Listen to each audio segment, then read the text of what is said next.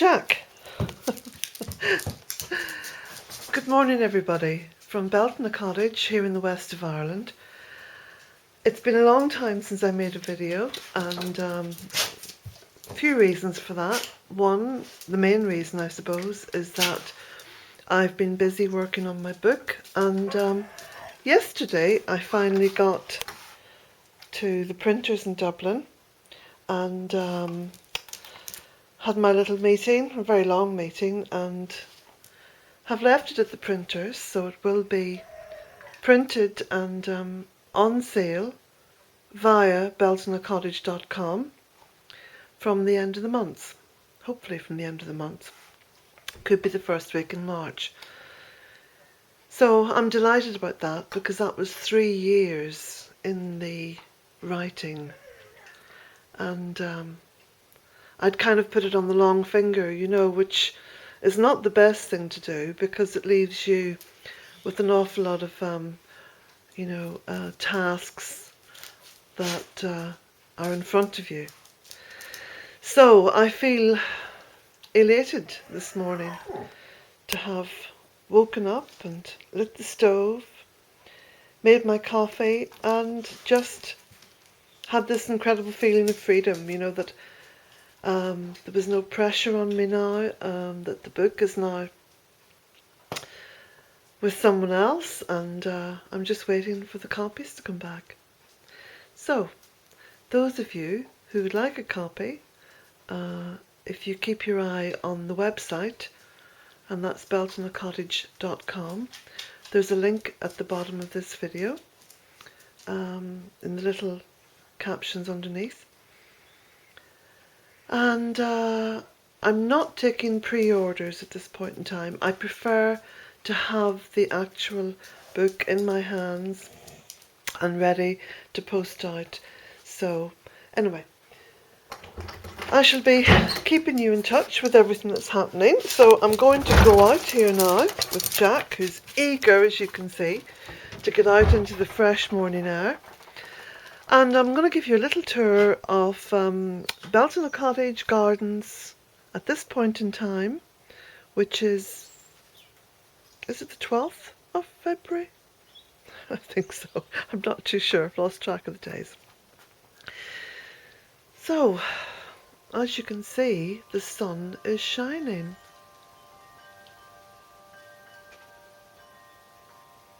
It's very cold. Very cold indeed.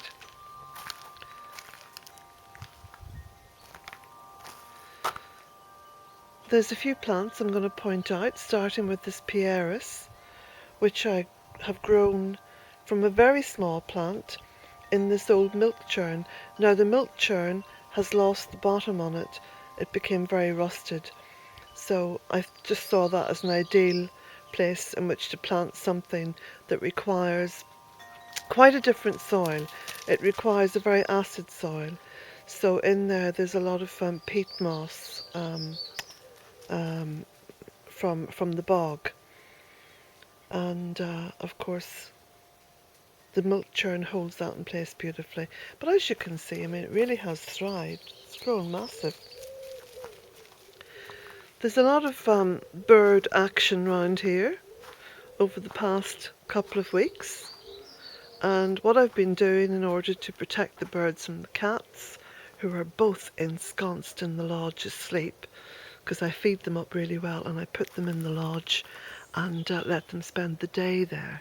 So they're out more at night than during the day.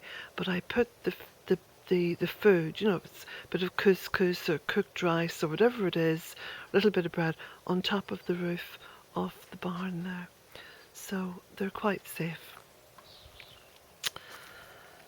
So it's important to feed the birds now at this time of the year because they're busy mating and they will be nesting, and so any little help that they can have at this point is going to be good for... It's gone running off. Okay, so you can see I've got willow there to cut. Now that's not going to be cut back until about the end of March, so I can leave those lovely colourful stems in situ. And you can see here I've been cutting Photinia. Now all that goes through the shredder, which is in the barn over there, and I use that on my compost toilet. So I don't import anything for using on the compost toilet. I simply take whatever is in the garden that's been cut back and shred that and use it. So just look at this. These are the buds on the ribes. Now that's Ribes sanguinum, which is an incredibly important plant here in the gardens, planted all over the 3 acres, just planted with a cutting going straight into the ground, because that provides a huge and very important food for bees emerging from hibernation. And as you know, most of the bees here are wild bees. They're bumblebees, they're carder bees, but I think there's about 97 different species of wild bees here in Ireland. And I do hear that they're under threat, very much under threat now in the USA. Very sad to hear that and quite concerning, but there's very little I can do about that. But what I can do, and what I do is ensure that there's plenty of food, i.e. nectar, because they need that shot of nectar, awaiting them as they emerge from hibernation. Now you can see here, just pull back, there's a little pink flower just about to come through in that bud. So the bees should not be emerging for another wee while. So by the time they emerge, it looks as though everything's on course, time-wise. Because this is always a concern every year, you know, with all the changes that's going on in the weather and the climate.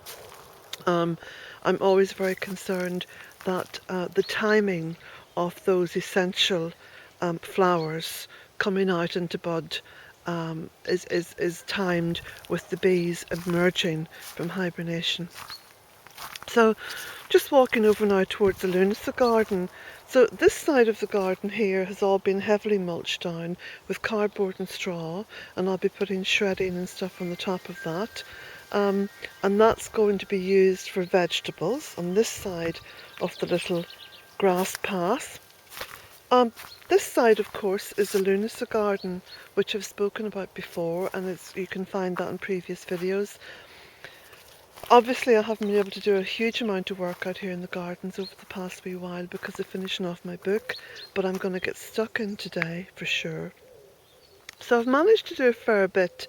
I've got about over half of this Lunacy garden created. Now if I go over to this side near the tunnel, because the sun is shining at me, and if I turn around, then you can see just how things are coming along here. Okay, and I'm building up the beds using a lot of soil from the tunnel because I'm putting some new compost into the tunnel, so I'm taking off a lot of the kind of well used soil, and I'm incorporating that with the compost from the bins that's about a year and a half, 2 years old, and building up these beds. And you can see the stones, I'm raising them right up. So got lots of rhubarb coming on, and I'll just go over this way. So I've got compost heap here behind the tunnel, which should be ready to start pulling out by about April.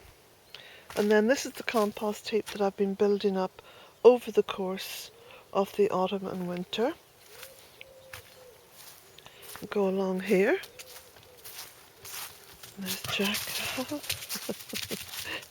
Loves to run around. So these are my compost bins, and I've got a lot of really beautifully rich compost to use now on the gardens. And if I was just to take this lid off here, you can see, look at that, it's dropped down to about 2/3 of the bin, and it's just fantastic stuff, ready to go. wonderful. So I'm very happy and very proud of the fact that I had the courage to go ahead and actually pay to remove the flush toilet from Bealtaine Cottage, and now it's only compost toilets and operating on a bucket system, which means that there is a constant recycling of the human waste going on. So part of the orchard's here. You can see I've done a lot of pruning over the winter. So that's paid off now because of course I can get on with other tasks in hand. So lots of black currant, red currant. And I've done a fair bit of clearing just along here. Aha! I thought Beauty would follow me out. If she hears my voice in the garden, she comes out. I know she'll follow me back in once I go back indoors. So this is one of the entrances. In fact, it's the old entrance to the fairy wood, and I've done a fair bit of clearing up down here, just ensuring that the path is negotiable all the way down.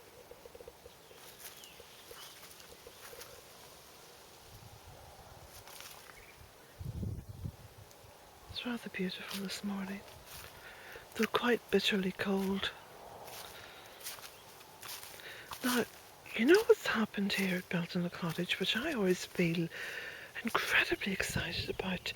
There's been this regeneration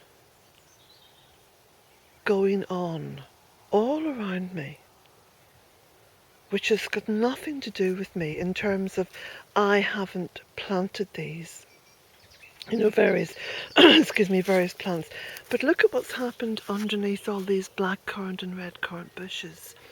All these incredible ferns have just come up from nowhere. Isn't that amazing? Now, I find that incredibly encouraging, because we know the devastation that's being done to Mother Earth at this point in time.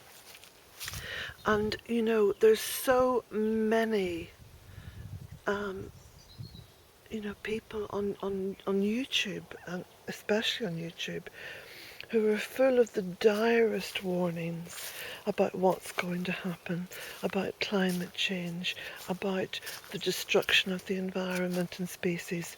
And I look around me here, and what I see is just incredible, because I see Mother Earth taking over from me and creating her own regeneration.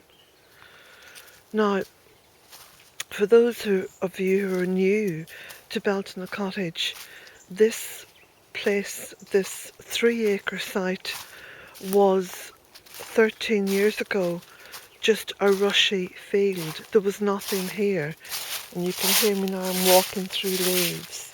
So there's this incredible richness going on, happening, and it's happening whether I'm out here or not.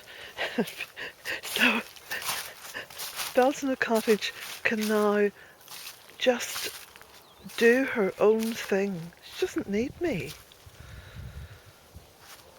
I mean, this is the incredible view now. And on this day in February when, you have to look really closely to see things come into life, but look how much colour, look how much vibrancy and energy and life there is here. It is just simply amazing and heartwarming,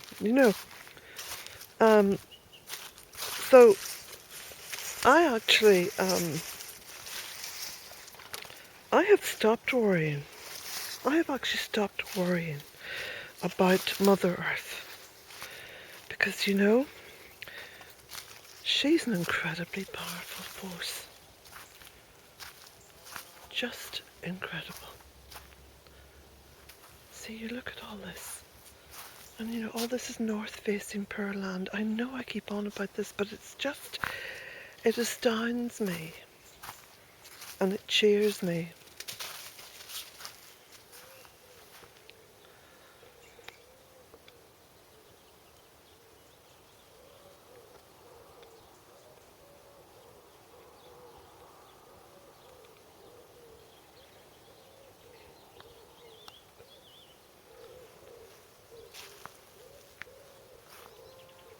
You can hear all this life now.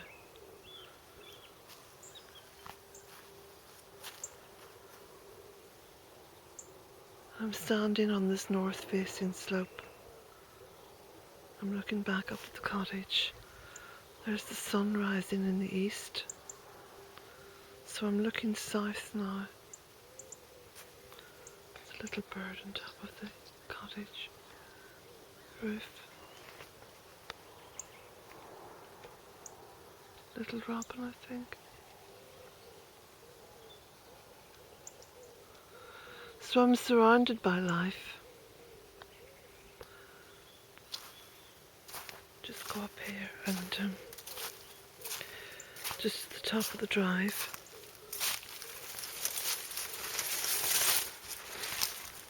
I have to clamber through undergrowth.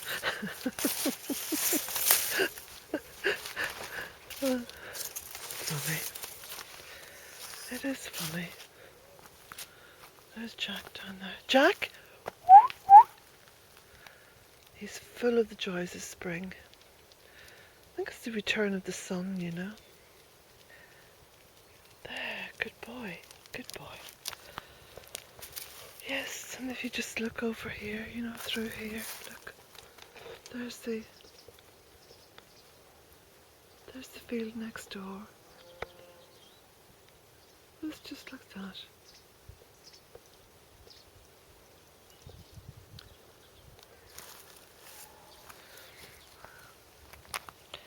Beauty's come out to play with Jack.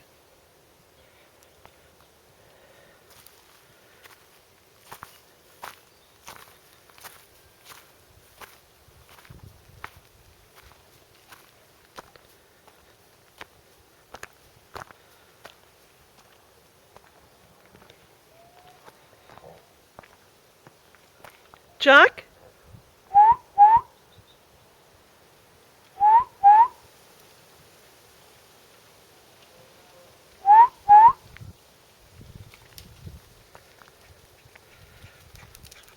Right, come on. Look around. It's time for a cup of tea. My hands are frozen.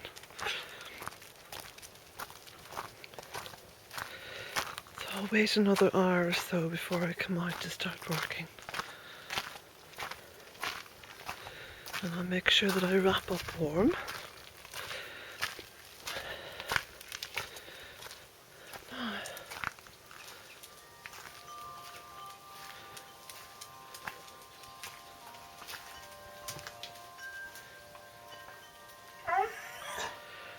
We've had some mighty storms here, you know, over the winter, and there's been no damage. No tree, no slate from the roof. Nothing's been damaged. So that's very encouraging too, because it means that there is real resilience planted into Bealtaine now. These cordylines have come on incredibly well. So that's it. I hope you enjoyed the little tour. Oh, there's one of my little bay trees, which I grew from cuttings.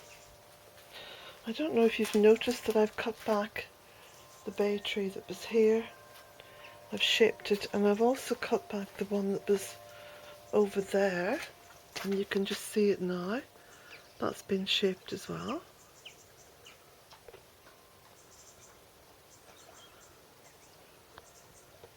Anyway, I'm going to stop now. That's that. And I hope you've enjoyed this video. And have a lovely weekend, everybody.